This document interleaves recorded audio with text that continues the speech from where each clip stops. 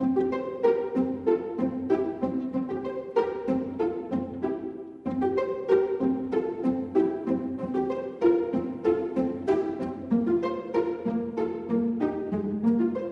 a todos, bienvenidos al capítulo 97 del Rincón de Azo. Hoy es 10 de febrero del 2025, nos encontramos con la profesora Tamara Culietón, directora y productora del ciclo Diálogos Antárticos e Historia de la Antártida. Bienvenida. Tamara. Ay, muchas gracias, don Carlos. Hoy vamos a abordar un tema que ya planteamos en Historia de la Antártida, la base Orcadas, una gran historia argentina, y que se encuentra en el canal de YouTube de Aportes de la Historia. El guión está depositado en www.aportesdelahistoria.com.ar y fue traducido al inglés, francés y alemán, gracias a la IA, ¿no? Porque ahora es todo más fácil con eso.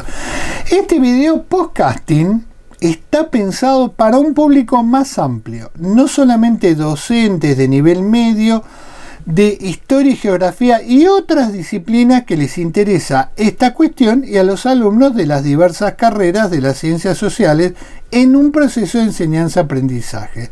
El desafío de un público más amplio para Tamara va a ser mayor.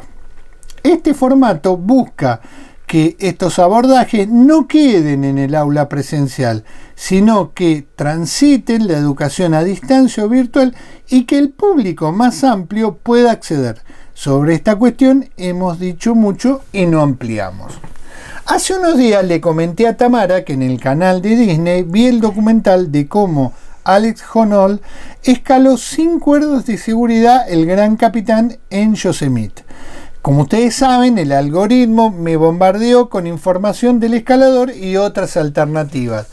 Lo más interesante que en el mismo canal y patrocinado por National Geographic, Honnold decidió escalar 2 paredes en Groenlandia. La serie se llama Escalar en el Ártico. Este desafío era una misión científica de la cual participó la doctora Heidi Sevestre. Y acá es donde se pone más que interesante el tema. Para que la gente lo entienda, los historiadores le han prestado mucha importancia al tiempo. Tal vez el trabajo más conocido es El clima, la historia de la lluvia y el buen tiempo, de Manuel Leroy Ladurie. Sevestre lo que busca es observar cómo el cambio climático está afectando a Groenlandia, y su investigación tiene como objeto realizar una historia del cambio climático. Y yo ahí, te lo comenté a vos, entendí por qué Trump está sumamente preocupado por esta cuestión. Dice, aunque niegue las implicancias del cambio climático, Trump, yo los invito a ver los 3 episodios. Lo interesante acá que va a abordar Tamara es cómo el Estado argentino, a través de diversas instituciones, está realizando lo mismo en la Antártida, a lo largo de la historia, entre comillas, nacional, y cómo hay cambios y continuidades que en este proceso que nunca es lineal. Y cierro recordando la serie Conexiones de Jane Burke, que lo que hacía era conectar geografía, historia, geología, glaciología y muchas otras disciplinas que por ahí las vemos muy alejados de la historia, pero que son parte del acervo del conocimiento que nosotros recibimos. Bueno, yo le pedí a Tamara que ella me diera unas preguntas para que yo no la interrumpa, porque se enojan cuando le interrumpo a Tamara. Entonces somos desprolijos nosotros para esto. Sí. Pero bueno, somos así. Bueno, vos no me retás como Diana, ¿viste? No, Diana se enoja, yo entonces, bueno. Pero tengo suficiente en casa, yo. Sí, sí. Bueno, la primera pregunta, ¿de qué hablamos cuando hablamos de base en Antártida? Segunda pregunta, ¿qué rol ha tenido la base Orcadas en la historia Antártida Argentina? Tercera pregunta, ¿quiénes son los pioneros en la historia de Orcadas? Cuarta pregunta, ¿qué fuentes tenemos disponibles para acercarnos a la historia de la base Orcadas? Quinta pregunta, ¿qué importancia tienen las tareas que se realizan hoy en Orcadas? Y sexto, ¿cuáles son las tensiones geoestratégicas en esta zona? Y bueno, ella me dio una serie de imágenes que vamos a ir pasando. Espero ser lo suficientemente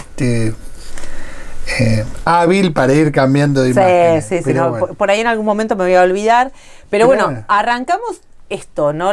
Ubicándonos geográficamente. Si se quiere, lo que tenemos ahí en esa imagen es básicamente la parte norte de lo que es la delimitación del sector antártico argentino, y vamos a ver que la isla Lauri y las Orcadas del Sur, que la isla Lauri es donde está justamente ubicada la base Orcada, está en el límite norte justamente. De alguna manera es una referencia para delimitar, ¿no?, el sector, exactamente, el sector antártico argentino. Fíjate que tenemos las Islas Sandwich del Sur, bueno, después subiendo vamos a encontrar las Georgias, las Malvinas, ¿sí? Esto que normalmente denominamos y a veces desconocemos entre las islas del Atlántico Sur. Suena siempre Malvinas, pero la gran mayoría por ahí de nuestro estudiantado desconoce estas otras islas, ¿no?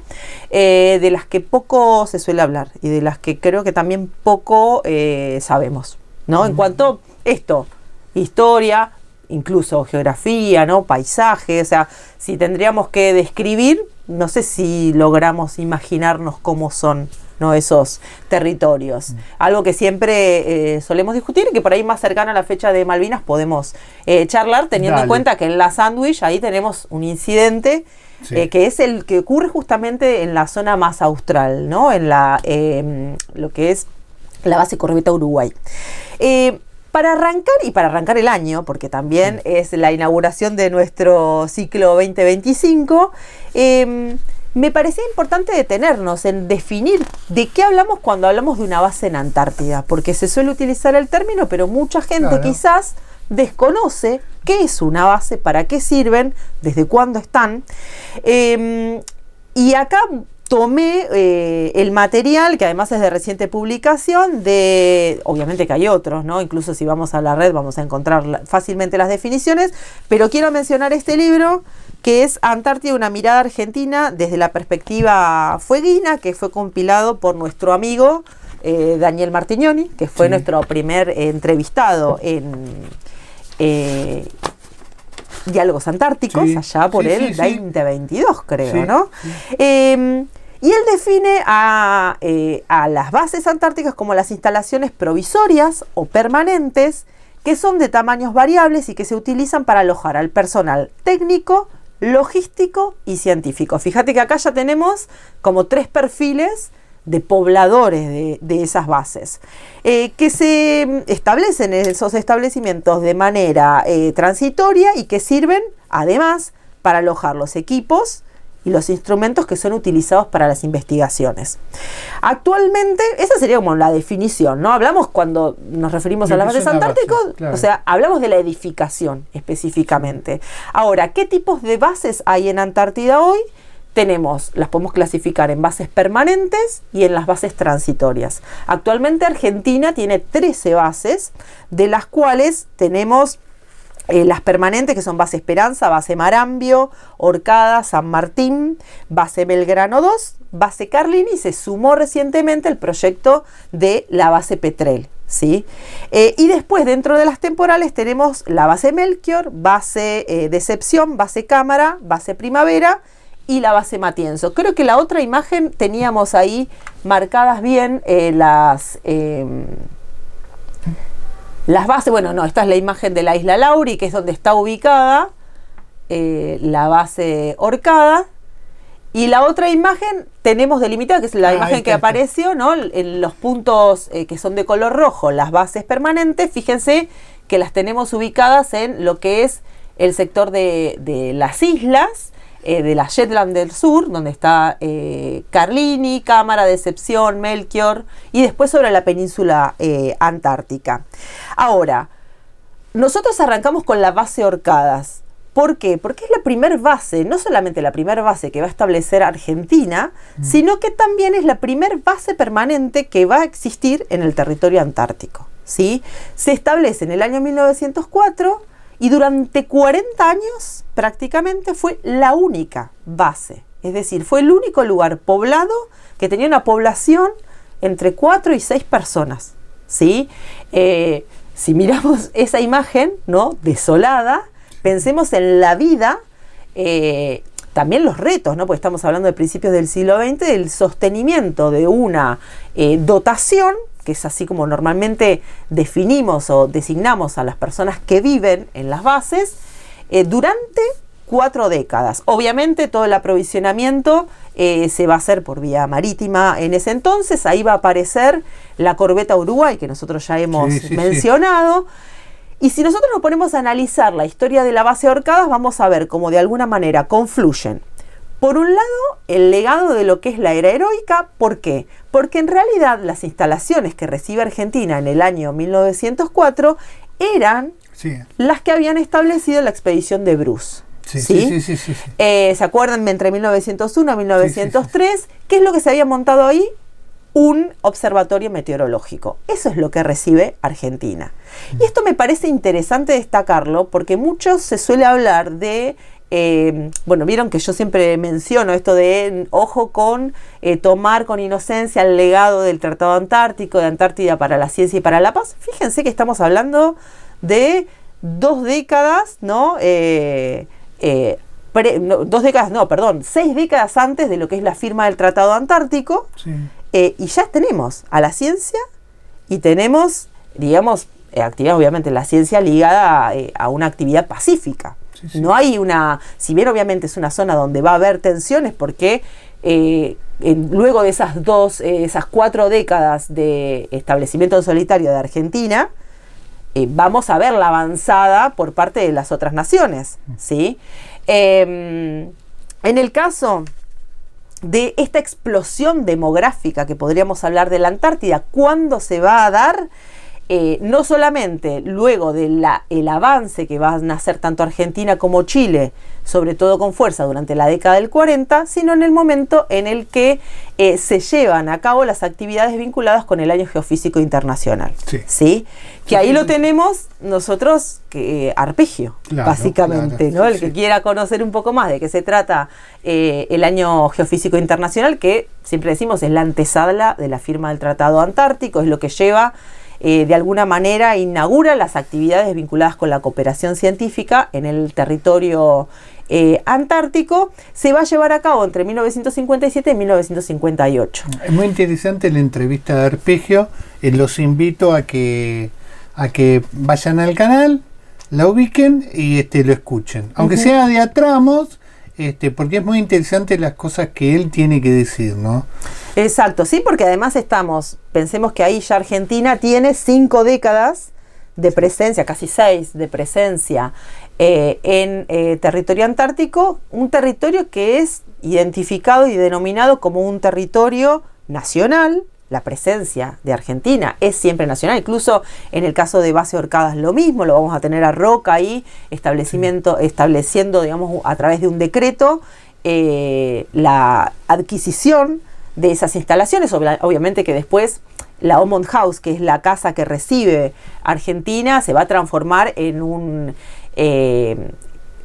instalación un poco más sofisticada, si se quiere, porque la Omont House era una casa de piedra, básicamente, hecha con piedra, con elementos que habían encontrado en el lugar, que quienes lo habían construido habían de todas maneras establecido que un siglo de existencia iba a tener, debido, bueno, a la pese a haberla hecho con los materiales de la zona, ¿no? Piedra, restos de madera y algunas lonas, ¿no? No mucho más.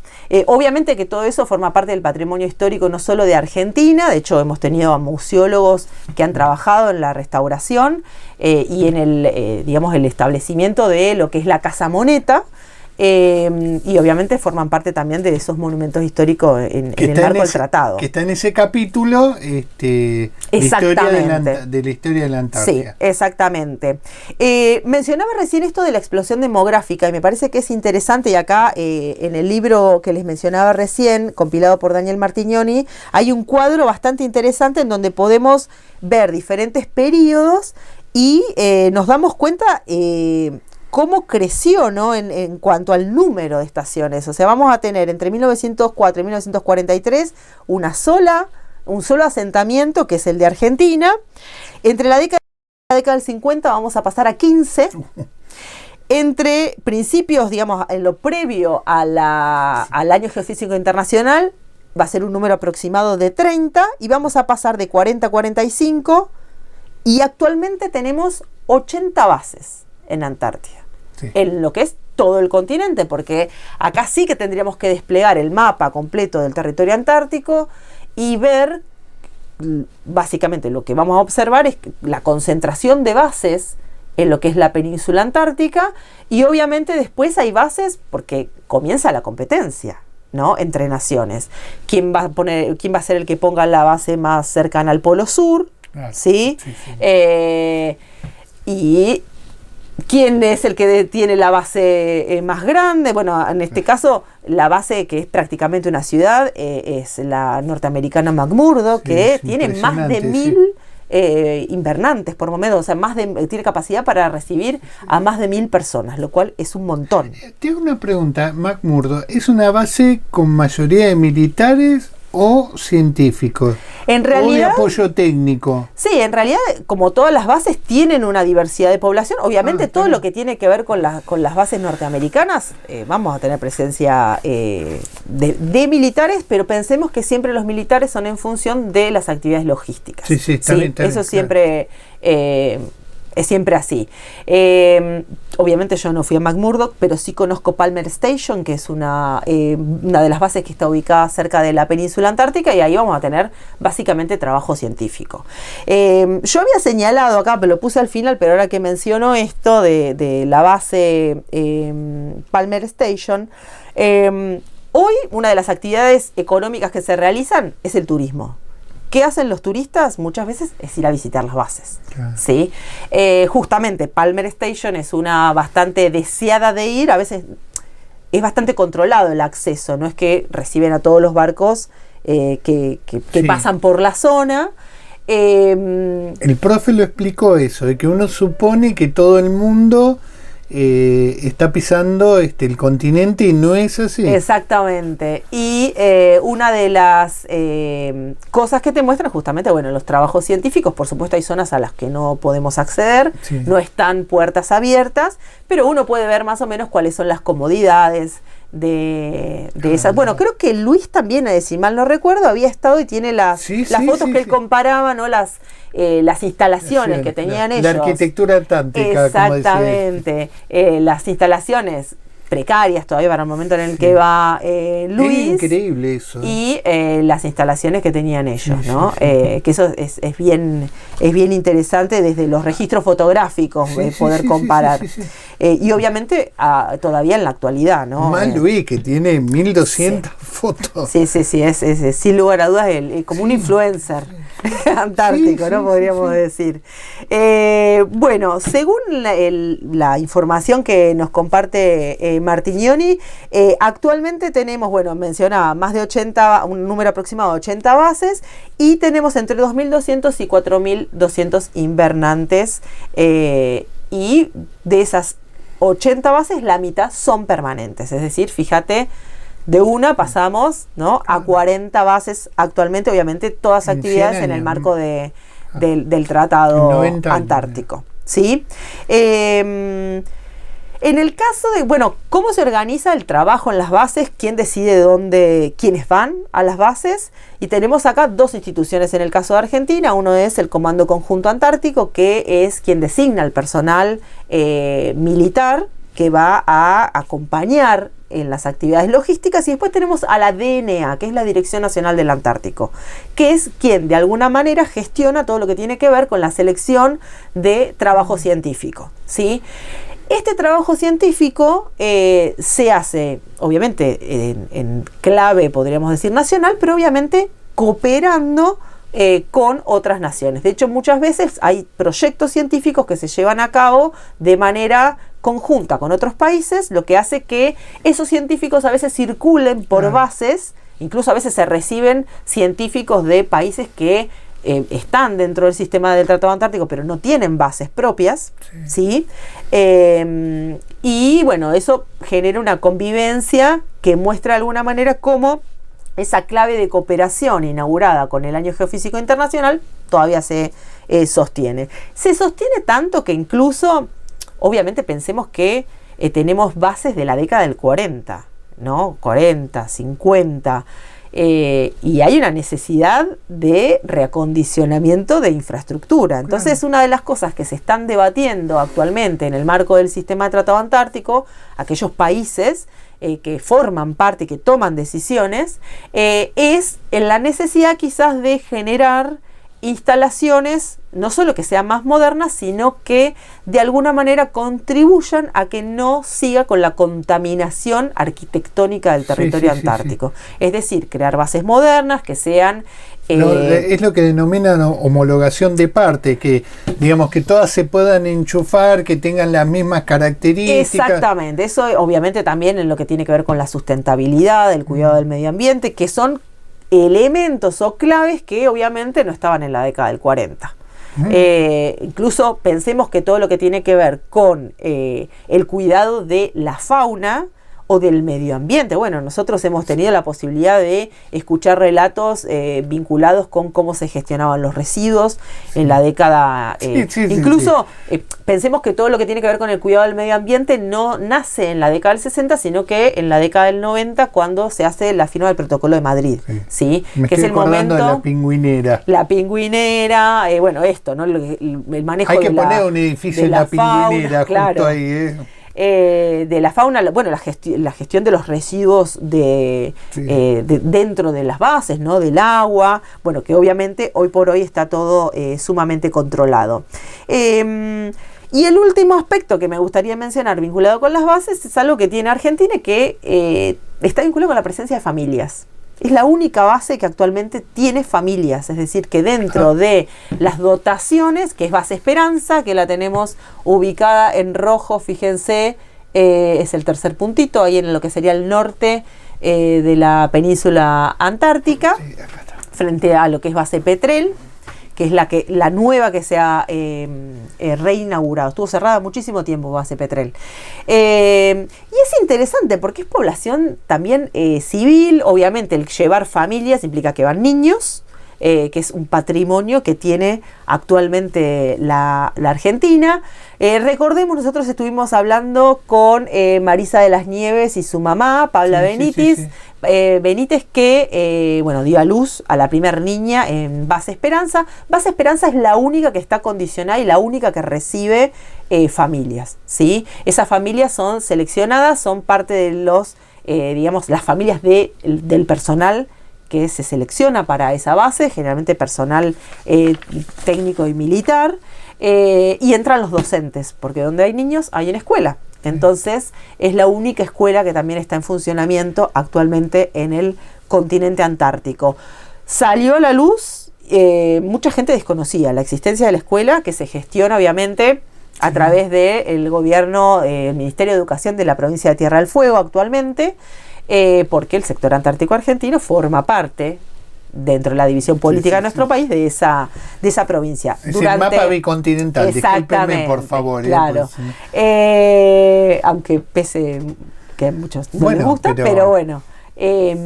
Fíjense cómo ahí tenemos personal civil, obviamente docentes que son seleccionados. Todavía falta ayornar algunas cuestiones, porque la selección de esos docentes son exclusivamente fueguinos. Cosa que algunos discuten, yo también lo discuto, ¿no? Porque si es un país bicontinental, creo que deberíamos, en cierta manera, darle la oportunidad a docentes de todo el país que tengan la experiencia. Pero bueno, como se gestiona, los papeles son los papeles, se gestiona a través del Ministerio de Tierra del Fuego. Pasando ya a lo que es la segunda pregunta, ¿cuál es el rol que tiene la base Orcadas? Mencionábamos, de alguna manera, un territorio que es coyuntura entre la era heroica, lo mencionábamos a Bruce, que está conectado también con la Compañía Argentina de Pesca. ¿Por qué? Porque parte de los aprovisionamientos que se hacían, de hecho, dentro de las fuentes históricas, por ejemplo, lo tenemos Acuña y Moneta, también mencionan ese paso por Malvinas, por Georgias, porque era parte del recorrido que hacía la corbeta en este aprovisionamiento. Es decir, hay conexión entre esas islas. Estamos hablando principios del siglo XX, ¿sí? Década 1910, 1920, que es cuando va Moneta, que ahora vamos a hablar un poquito sobre eso. Si querés, podés ir pasando las imágenes. para que podamos... bueno, acá mencionábamos a Bruce. Si querés andar, esto que ya lo estuvimos mencionando. Acá tenemos Omon House. Claro. Son parte de las imágenes que nosotros utilizamos para hacer la selección del capítulo. Vamos a la otra. Y nos detenemos en esta imagen. Sí. Mencionaba yo, para Argentina, Orcadas es la piedra fundamental de la presencia ininterrumpida. Si bien nosotros rastreamos, y lo hicimos en los capítulos previos, de lo que serían los pilares de la presencia argentina en territorio antártico, la presencia de Sobral en la expedición de Otto Nordenskjöld, que es la que se quedan atrapados en Antártida, el primer invernante argentino en territorio antártico, el rescate, ¿no? de esta expedición por parte de la corbeta Uruguay, Argentina transformándose en el primer país que lleva a cabo una misión que era imposible, que había movilizado operaciones de rescate desde diferentes partes del mundo. Mencionabas a la Compañía Argentina de Pesca también, como esos pilares, y sin lugar a dudas, la imagen, el momento de nacimiento de la presencia argentina en Antártida es esta foto. Claro. ¿Sí? 22 de febrero del año 1904, por primera vez, Hugo Acuña, que era un joven de 18 años, que lo tenemos ubicado por acá, sosteniendo la bandera argentina. Es el momento en donde las dotaciones... trabajaba de... era estafeta. El estafeta postal, increíble, sí. Bueno, acá tenemos otro aspecto que también nos muestra cómo había una decisión política. Es decir, ¿por qué se lleva el correo? ¿Qué rol iba a tener el correo en el medio de una isla remota a la que la embarcación iba una vez al año? Sin embargo, se decide que desde el Ministerio de Agricultura se designe una estafeta para colocar y poner en marcha la primer estación postal en territorio antártico. Claro. O sea, es una manera de una clara intención de sostener una presencia soberana. Y es interesante ver, porque el correo, y acá me parece que tenemos un tema, primero también poco trabajado, no sé si hay trabajos, desconozco, pero podría ponerme a rastrear, trabajos específicos sobre el rol del correo en Antártida. De hecho, una de las atracciones, volviendo a esto para conectar un poco con la actualidad, una de las atracciones que tienen los turistas es enviar postales desde Antártida. ¿Sí? No todo es digital. No todo es digital, todavía se sostiene. Digital, claro. La verdad es que las bases argentinas, bueno, en el caso de Base Esperanza, que está dentro de los circuitos de turismo fuerte, Base Esperanza tiene... pero se suelen hacer desde Port Lockroyd, que es la base inglesa. Es como, si vamos a mandar postales, vamos ahí, claro. ¿No? Para que veamos el servicio postal. ¿Cómo se sostiene? Fíjense, claro, que es una actividad que nos puede parecer irrelevante, pero fíjense como todas las postales turísticas que salen desde Antártida en general, o si nos pudiésemos hacer esa estadística, ¿no? Sí. ¿De dónde salen las postales que envían los turistas, a pesar de vivir en un tiempo de tecnología, de redes sociales, de la inmediatez del posteo? Sin embargo, hay un servicio postal que es el que concentra estas posibilidades de que salga una postal, un sellito hacia el mundo. Es que el sello, ¿no?, también tiene que ver con una cuestión de soberanía, ¿no? Exacto. Si bien los turistas actualmente no tienen, no necesitan el pasaporte, sí es una tradición también a cada base que bajo, sello, ¿no? Claro. Y bueno, ahí también pues, tenemos a ver dónde sellan, dónde bajan, a qué bases se visitan. ¿Cuál es el problema muchas veces? Hay bases que son muy pequeñas, entonces no tienen la posibilidad, cada vez los barcos son más grandes, tienen más cantidad de pasajeros, entonces obviamente no tienen capacidad para recibir. Como por ejemplo, se me ocurre mencionar una base que es difícil a veces de visitar, es Base Brown, que es sumamente pequeña, que está ubicada en Bahía Paraíso, en la zona de lo que es la península antártica. Volviendo a Orcadas, momento de nacimiento de la primer base permanente. Volvemos a insistir, 40 años funcionando absolutamente en solitario. En esa cómoda locación. En las cómodas locaciones, claro, exactamente. Que bueno, obviamente se fueron modernizando. Sí. Una cosa interesante para mencionar son las actividades. Eso es un observatorio meteorológico, el primer observatorio meteorológico que va a funcionar también en territorio antártico. Es decir, acá tenemos a una disciplina científica que también es fundadora y que a veces no se la menciona, ¿sí? Y fíjense que la importancia que tienen los registros meteorológicos, no solo como una presencia y una actividad científica desde donde se ejerce una presencia soberana, sino el servicio que se da a las embarcaciones, ¿no? Obviamente los partes meteorológicos son fundamentales para la navegación.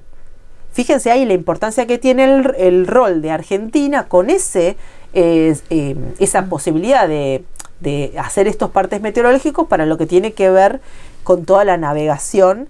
Obviamente, en la actualidad nos manejamos a través de registros satelitales, o sea, la meteorología, bueno, yo no soy especialista en cómo funciona la ciencia meteorológica, deberíamos preguntarle a Gastón Cuesta, ¿no? Que es nuestro miembro meteorólogo de la agrupación, pero bueno, no es menor que esos registros, o sea, ¿quién es el que da la información?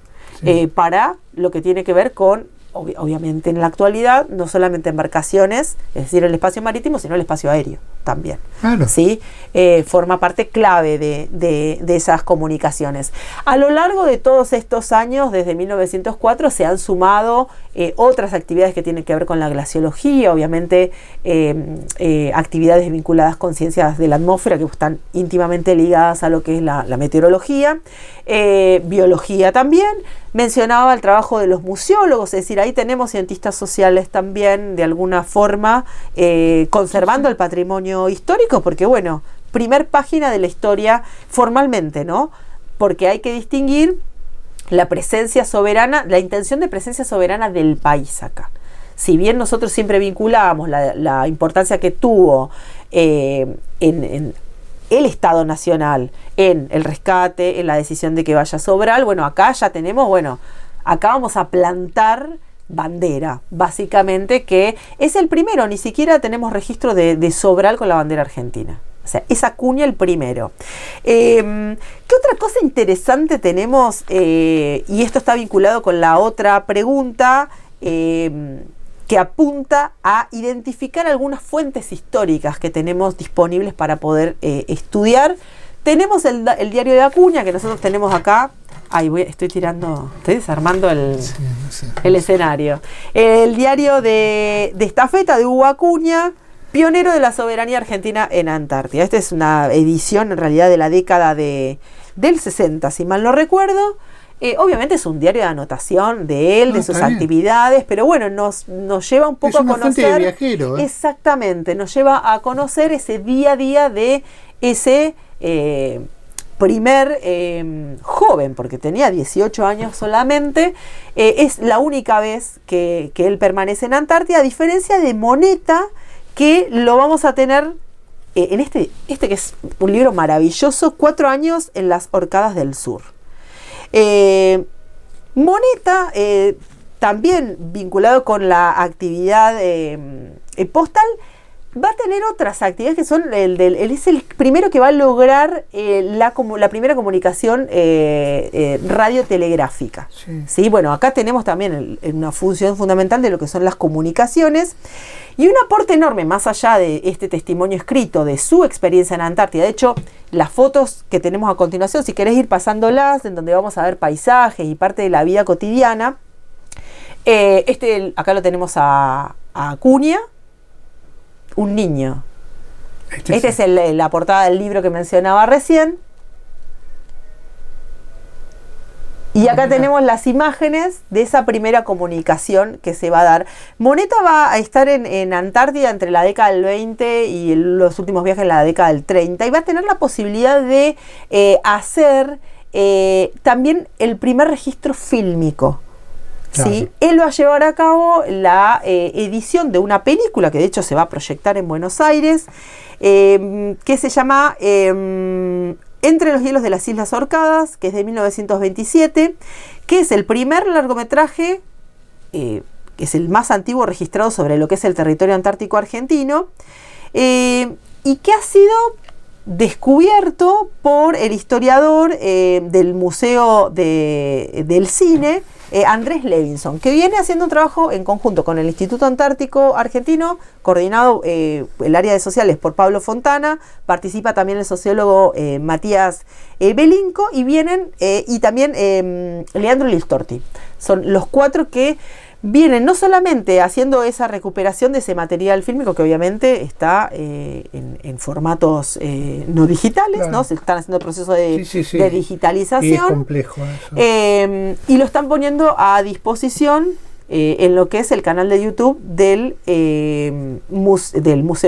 Instituto Antártico Argentino. Claro, acá un pedido de Tamara que yo no lo pude cumplir, de pasar en el tele fragmentos del trabajo de estos colegas que hicieron, así que después yo cuando lo publiquemos voy a poner el enlace para que lo puedan ver, así que eso, discúlpenme, pero voy a cumplir de esa manera, para que la gente tenga un acceso directo. Sí, sobre todo para curiosos o para historiadores. Es una fuente audiovisual, visual más que nada, de primer calidad. Y además no creo que haya muchas. No solo por la época, sino todo porque muestra la vida cotidiana. Y para nosotros los historiadores que estamos interesados en ese tipo de enfoques, es una fuente sumamente interesante, ¿no? Sabemos que el cine no es lo mismo que una fotografía, no es lo mismo que una... Además hay un relato en ese... ediciones, yo te lo había compartido y hacíamos comentarios, ¿no? A medida que lo veíamos, que son efectos, ¿no? Cosas sumamente a mí, interesantes. Lo que siempre me interesó, digamos, cuando vi este documental de Hanold, estaba observando los equipos, desde la carpa hasta la propia ropa, el vestuario que utilizaron para recorrer lugares muy complejos de Groenlandia, y después revisaba muchas fotos en la Antártida, y ahí te das cuenta también de una evolución tecnológica, porque pensar que la ropa que usaban estas personas se mojaba y uno quedaba inoperante a la inclemencia del tiempo. No había posibilidades de supervivencia. Y hoy, la comodidad es importantísimo. Sí, además tenés aspectos como la alimentación, las actividades que, Sobral también lo relata, ¿no? En su eso también es prácticamente un diario, ¿no? De esa experiencia de 2 años entre los hielos, de la necesidad del espacio social, ¿no? Como en un espacio que es físicamente reducido, hay rutinas que te permiten mantener la cordura, porque no es otra cosa más que mantener la cordura. Contaba Rodríguez de ese juego que tenían. Sí, el Cocolocho, creo, algo así. Exacto, en donde se avisaban el estado de ánimo de las personas, disponible de cada uno, porque... es una situación extrema. Exactamente, realmente está la capacidad de supervivencia del hombre constantemente poniéndose a prueba o en estado de alerta. De hecho también hay mucho trabajo de psicólogos que trabajan, digamos, con la gente actualmente, ¿no? Que decide pasar una temporada entera en territorio antártico. Retos, por ejemplo, que no son los mismos. No es lo mismo estar en Orcadas, no es lo mismo estar en Base Esperanza, en donde el clima es otro. ¿Te acordás que también varios han mencionado a nuestros entrevistados de Diálogos Antárticos? Ir a Esperanza era como cambiar de aires, porque estábamos en contacto con los niños, o sea, había hogar, porque los que fueron, ¿no? Post llegada de las familias a fines de la década del 70, específicamente en el año 1978, y no es lo mismo estar en una cueva de hielo en la base Belgrano 2. Eso sí. Cuando yo veía la foto de Rodríguez, yo digo, pero yo buscaba primero las edificaciones, no hay, y las carpas tampoco. O cuando Arpegio hablaba de su equipamiento, yo decía, y ¿te acordás que cuenta que, con este inglés era que se encuentra que cuando él vuelve le regala la campera. Exacto. Y él observaba la diferencia, ya en ese momento, de calidad de equipamiento que tenía. Sí. Bueno, obviamente hay gente que ha estado en el Ártico durante muchas décadas, pero te digo la verdad, a veces sorprende los sacrificios en términos de resistencia física que tenían que hacer por el equipamiento. Sí, totalmente. Bueno, vos mencionabas recién el tema de los campamentos. Y acá me parece interesante porque nosotros al principio mencionábamos, bueno, las bases son las edificaciones en donde viven los técnicos, los científicos, la gente dedicada al trabajo, también el personal militar que está haciendo el soporte de todas esas actividades. Pero el trabajo de campo de muchos científicos es en el campamento.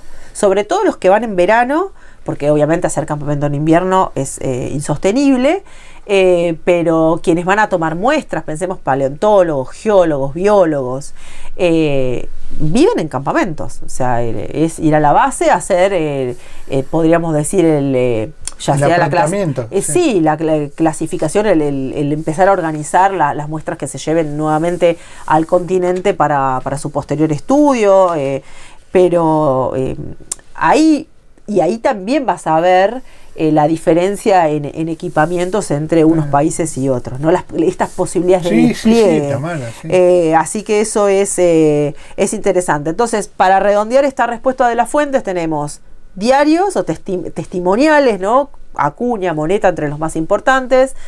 Obviamente siempre hay fotografías de esto, desparramadas. Luis Rodríguez, pero...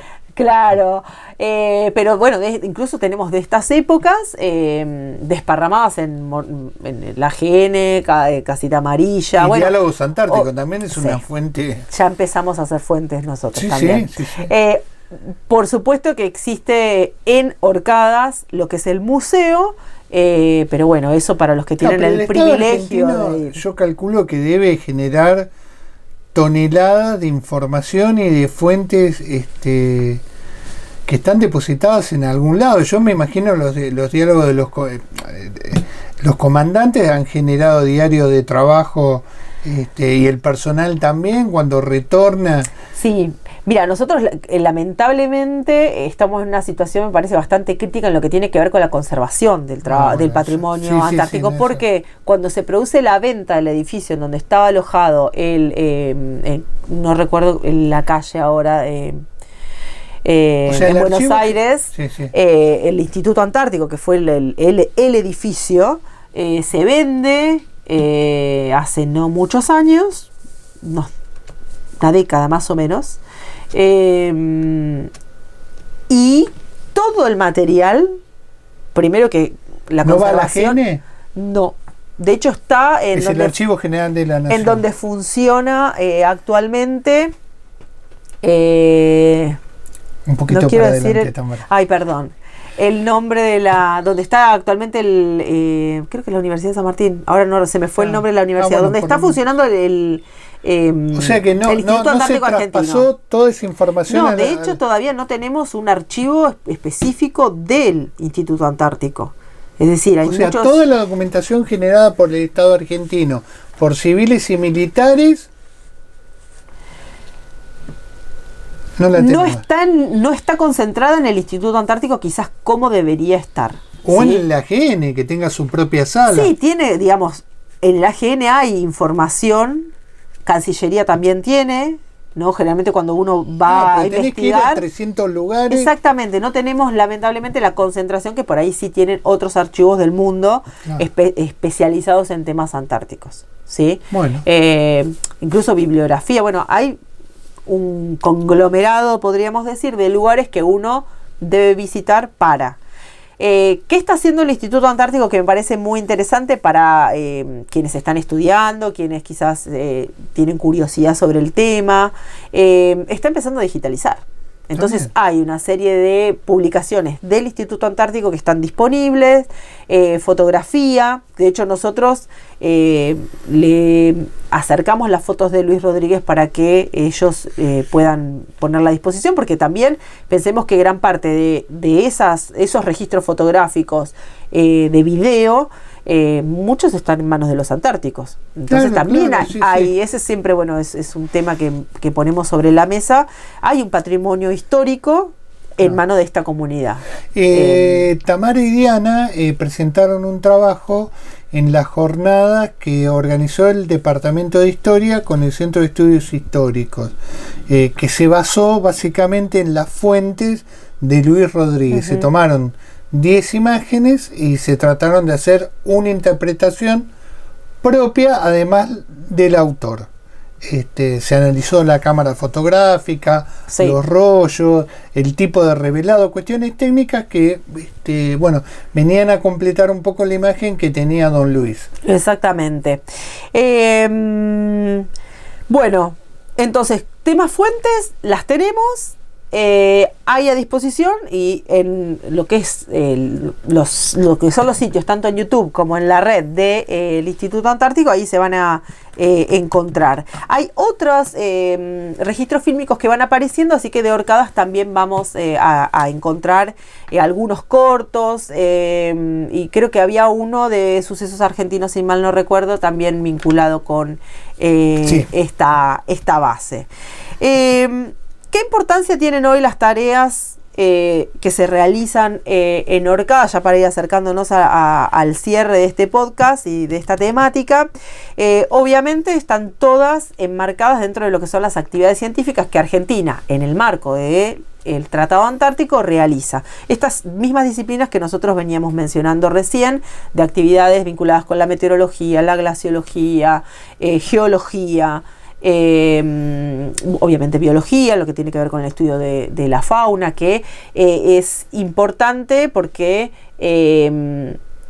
hay fauna, sobre todo lo que tiene, no soy tampoco experta en esto, pero hay aves que están distribuidas en zonas más al norte, que no las vamos a encontrar en el medio del continente antártico. Es decir, a Orcadas no van a ir a estudiar al pingüino emperador, porque el pingüino emperador vive en el medio del continente, ¿no? Pero, y es bien interesante realmente. Sí, todos preguntan por el pingüino Happy Feet. Bueno, claro, ese no es tan... Bueno, qué entrada, hasta para los chicos, Sí.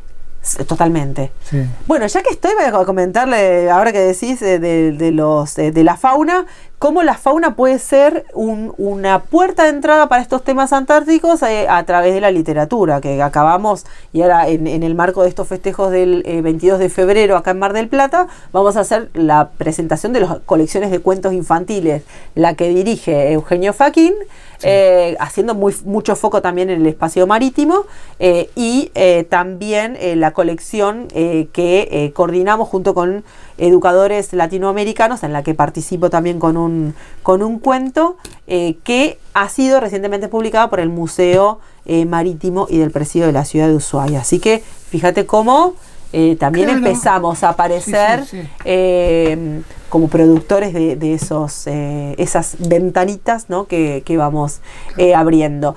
Y una cosa interesante, de hecho mi cuento apunta a eso, si bien está ubicado en Grytviken, ¿no? En la isla San Pedro, que tiene a otro personaje que es un krill. Bueno, hay también estudios de krill en esa zona. ¿Por qué? Porque estamos ahí en lo que es lo que sustenta, el alimento que sustenta la cadena de alimentación en esas zonas, ¿no? Vamos a estar presentes nosotros en la presentación. Sí, claro. Vamos a hacer varios autores. Tengo que ir de camarógrafo, pero... Claro, de todo. Sí. De todo te toca. Así que, bueno, fíjate cómo la fauna también, forma parte. Y ahí Argentina tiene un rol sumamente importante en lo que tiene que ver con los aportes científicos. Pero bueno, la presencia soberana de las naciones, esta es la bahía en donde está ubicada. Fíjate que es muy difícil la navegación. Yo tuve pocas oportunidades de ver de lejos la base. Nunca pude bajar porque es muy complicado a veces para desembarcos turísticos, ¿no? Y cuando está muy cubierta de hielo la bahía. Es una actividad de extremo riesgo ingresar y egresar del lugar. Y la cultura del turista es otra, por ahí no está atento a los ríos, o por ahí entiende, cuando está en ese lugar entiende lo complicado que pueden ser las maniobras marítimas. Los riesgos siempre están. El clima es, como en la Antártida en general, es de un momento a otro te cambia y es complicado. Hemos escuchado complicado. Esa cuestión acá, Tamara. Bueno, sobre todo cuando tenés en zonas que haces desembarco y que tenés hielo, que podemos, no se dice suelto, pero tenés ahí una... Con el viento se vuelve a veces muy difícil la navegación con los Zodiacs, que es la forma de desembarcar a la gente de los barcos a la costa. Entonces hay que tener la gente quiere sacar fotos, mirar, tocar el agua. Todo, Y otra cosa que tiene Orcadas, hay un trabajo científico. Entonces a veces también están en pleno despliegue, ¿no? de sus tareas y no están disponibles también para a veces hacer el recibimiento de los contingentes, podríamos decir. Mencionaba yo hace un rato lo de Palmer, hay zonas en donde uno no puede pasar porque son zonas de trabajo específicamente científico. Pensemos en las muestras, ¿no? Cosas. Depende de los perfiles, hay perfiles también de turistas que a veces no son tan respetuosos. Por eso te digo, los perfiles de turistas son muy complicados. Y aparte muy invasivos algunos porque todos quieren saber qué están haciendo el otro. Exacto. El otro no quiere explicar lo que está haciendo. Sí, que quizás hay también... es lo que explicaba Martinoli, que decía, déjame trabajar. Tengo poco tiempo. Exacto. Y ya para ir cerrando este podcast, si querés, a continuación tenemos imágenes que están todas tomadas ahí están los pingüinos, las grandes estrellas... Que son, ¿por qué la calidad de esta imagen? Porque están todas tomadas de este libro, del libro de monetas, es decir, son registros de la década del 20, de fauna, de paisajes. ¿Cuáles son los retos de tensiones geoestratégicas? Yo mencionaba, estamos en la zona de islas próximas a lo que es... a lo que tiene que ver con las tensiones de los reclamos y de la superposición de reclamos. ¿Por qué? Porque el sector que reclama Argentina se superpone con el que reclama el Reino Unido, en esta Inglaterra. Y obviamente la cuestión de Malvinas ahí tiene mucho que ver, ¿no? Así que digamos que no es menor la presencia clave, fundacional y pionera de la Argentina en Orcadas. Con lo cual podríamos decir que pese a que Orcadas o la presencia de Argentina en Orcadas está dentro de lo que es el sistema del Tratado Antártico, creo que en algún momento mencionábamos esto de la fiabilidad, de cómo se puso a prueba durante el conflicto de Malvinas en 1982. Fíjate que lo más al sur que se ataca es la base Corbeta Uruguay en la Sandwich. No se sigue bajando. Entonces eso me parece, si nosotros nos ponemos a mirar un mapa, tampoco estaba tan lejos, ¿no? Pensemos en los despliegues. Sin embargo, las actividades de ciencia y paz en el territorio se preservaron, pese a que como también en algún momento mencionamos, hubo despliegues de personal que se fue a la guerra desde el territorio antártico, desde Antártida, sin armas, lo tenemos al Bahía Paraíso, ¿no? Cumpliendo roles de asistencia durante el conflicto. Así que digamos que está ahí. Pese al marco del tratado, los conflictos o las tensiones geoestratégicas están creo que más fuerte que nunca. De ahí la importancia de que empecemos a conocer esta historia, como siempre decimos, escrita al sur del sur. O al menos, si uno no quiere poner una cuestión nacional, es la presencia del Estado Nacional. Exactamente, sí. Sin hacer nacionalismo, pero decir, Argentina ha tenido una presencia, ha tenido continuidades, otras veces hay fracturas en esa continuidad, los gobiernos cambian y tienen diferentes ideas con respecto a la presencia argentina en ese territorio, o sea que no es todo tan lineal en la historia, no es una historia patriótica, sino que es una historia que tiene muchos mojones, idas y vueltas, y que también hay que comprenderlo eso, Tamara. Sí, exactamente. De hecho, ahora que mencionas esto, yo había buscado, ahora lo perdí, pero vinculado a esto, a la importancia que tiene con Argentina con respecto a las bases permanentes. Es uno de los países que más bases permanentes tiene. Qué buen libro ese que este es hermoso, ya viene el tuyo, para la biblioteca. Bueno, de paso ya cuento, y cerramos con esto. Hemos recibido, la agrupación Antárticos Mar del Plata este año está celebrando los 10 años, y hemos recibido una donación muy importante de libros editados por la editorial del Museo Marítimo y del Presidio de Ushuaia, que afortunadamente, a través de la gestión que se va a hacer desde la agrupación, van a recibir muchas instituciones, es decir, vamos a tener varios rincones con bibliografía antártica en Mar del Plata. Lo cual es una tarea enorme. Obviamente agradezco personalmente a Carlos Bairo, quien ha gestionado estas donaciones, e iremos mencionando el traslado también, sí. Así que bueno, pronto tendremos diferentes instituciones, llevaremos a cabo desde la agrupación también acciones que inviten a que instituciones educativas trabajen temas antárticos con el fin de, ganarse estas pequeñas bibliotecas antárticas. Esperemos que el Colegio Ilia ojalá que sí pueda recibir en su biblioteca. Lo mismo la biblioteca de la universidad, ¿no? La idea es hacer estas gestiones para que, más estudiantes marplatenses de todos los niveles, te diré, tenemos para hacer el recorrido desde jardín de infante hasta el nivel universitario. ¿Sabes qué? Siempre lo decimos, es un contenido ausente que tiene que tener presencia en la escala que corresponda y en el momento la habilidad pedagógica didáctica que se puede implementar, pero tiene que existir. Es un poco lo que decía esta glacióloga. ¿Cómo me convertí en glacióloga? Y bueno, cuando en el colegio alguien me contó que había una actividad de gente que estudiaba glaciares por todo el mundo. Claro. Y yo dije, quiero ser glacióloga. Exacto. Las vocaciones... Sí, las semillas se siembran desde pequeños, eso es así, y es importante comenzar, porque la defensa de esa presencia soberana, hoy por hoy está justamente basada en el trabajo científico, el trabajo logístico. Fíjate todas las disciplinas que pueden ser integradas en un contenido, en un espacio areal interdisciplinario. Tanto que se habla, vamos a hacer interdisciplina. Exacto. Yo siempre lo vengo diciendo hace muchos años. Si hay un continente o un territorio que permite el famoso ABP, es Antártida. Realmente hay posibilidades de llevar a cabo trabajos y y no porque solo nos aboquemos a estudiar Antártida. No, estudiamos temas curriculares, contenidos curriculares a través de Antártida.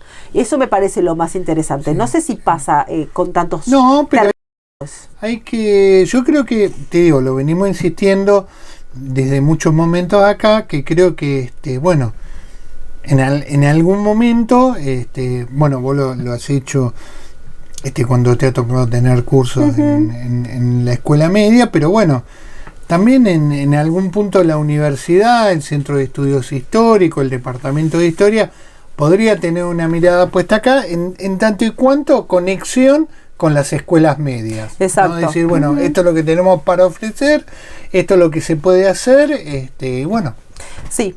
Así que, creo que es una maravillosa manera de comenzar este ciclo 2025. Arrancamos con los podcasts. Va a salir en marzo, les aclaro, el podcast, pero estamos ahí porque va a salir con mucha información de la décima jornada. De lo que es estos festejos que se van a hacer como siempre en el Honorable Consejo Deliberante. Tenemos ahí, estamos cerrando tratativas para montar muestra de fotos y la presentación. Después que no digan que la Antártida no tiene que estar en el aula. No, por favor. Después que no digan el mapa bicontinental, lo mismo. Bueno, muchas gracias. Vos la despedida, Tamara. No, nada más que invitarlos a revisar estos materiales que venimos produciendo, es nuestro tercer año ahora que lo pienso. Correcto. Tercer año, cuarto si pensamos en el primer podcast que en el que trajimos el tema antártico, Sí. fue en el 2021. Yo soy antártico de corazón, no conozco la Sí. Antártida. Algún día me tendrían que invitar a hacer Sí. algún esfuerzo, ¿No? aunque sea para adelgazar, porque me imagino que se come poco o muchas calorías, No sé pero si bueno. se come poco, te diré, no sé si se come Bueno, poco. no, no Porque, es un lugar claro, que- la ansiedad, viste, No. a veces va por el tema de la comida. Y bueno, todos los antárticos siempre mencionan, ¿no? La importancia del cocinero Sí, sí, el para cocinero. mantener el clima. Te diré que en los barcos pasa lo mismo. El cocinero es clave. Así que bueno, invitarlos a hacer el recorrido, volver a revisar historias de la Antártida, diálogos antárticos, para seguir pensando nuestra historia al sur del sur. Bueno, Muchas un beso gracias. grande, Tamara. Gracias, Gracias. por permitirme acompañarte. Un placer, Un como beso. siempre. Muy bien.